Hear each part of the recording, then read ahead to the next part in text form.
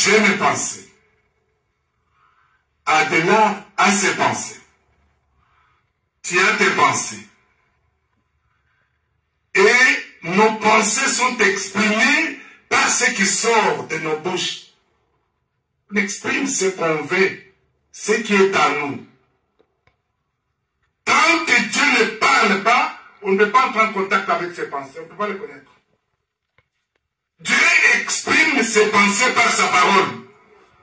C'est pourquoi nous venons à l'église pour nous améliorer, pour devenir meilleurs. Comment?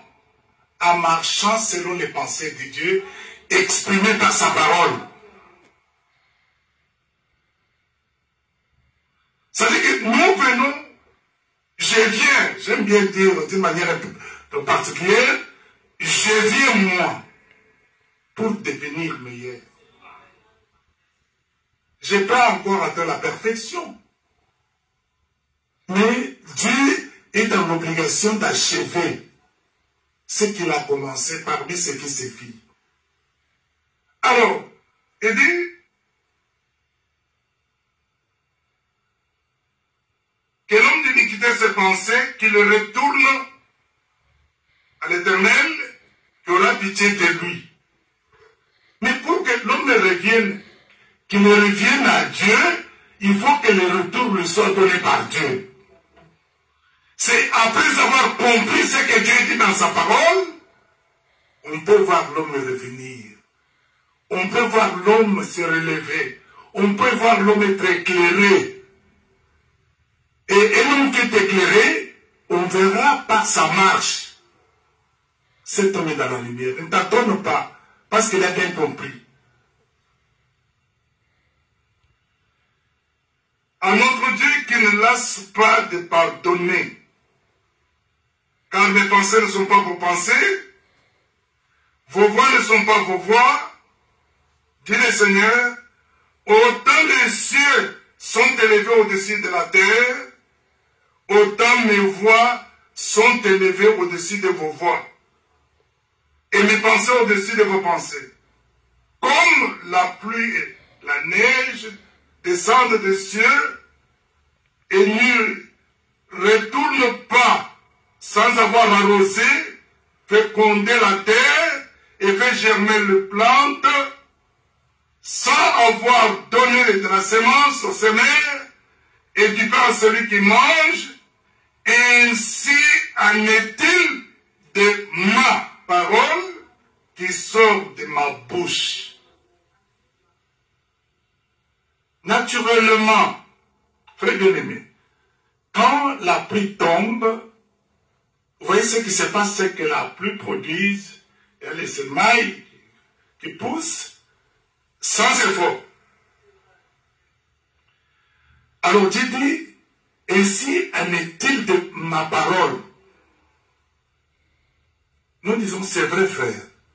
Parce que quand nous regardons dans l'ancienne alliance, ou dans l'Ancien Testament, nous voyons des promesses. Dieu annonce davantage ce qu'il veut faire ou ce qu'il va faire. Ça, c'est la manière de Dieu. Si quelque chose n'a pas été annoncé par Dieu, cela ne s'accomplira jamais. C'est comme dans ce temps.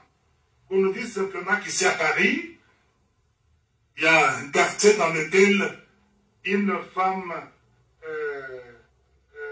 vierge a conçu. Une femme qui n'a jamais connu un homme, elle est devenue grosse. Je ne peux même pas avoir la curiosité d'y aller.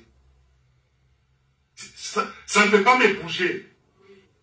Mais c'est étonnant, c'est vrai, on parle d'une vierge, bon, non, une femme qui n'a jamais connu un homme a conçu. C'est vrai, ça va étonner le monde. Bon, je comprendrai que ça vient du diable. Oui, c'est vrai. Parce que je me pose la question, pourquoi une vierge va-t-elle concevoir aujourd'hui?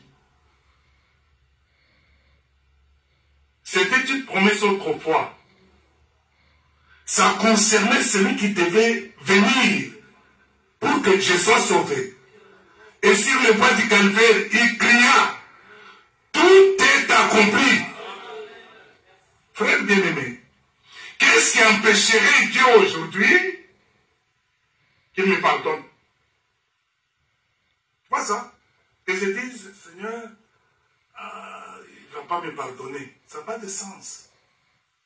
Parce que jusqu'à encore maintenant que nous parlons ici, Dieu pardonne encore. Dieu pardonne encore. Parce que nous sommes encore dans le temps favorable, comme Paul le disait aux Corinthiens. Temps favorable, c'est le temps où Dieu exauce encore les prières.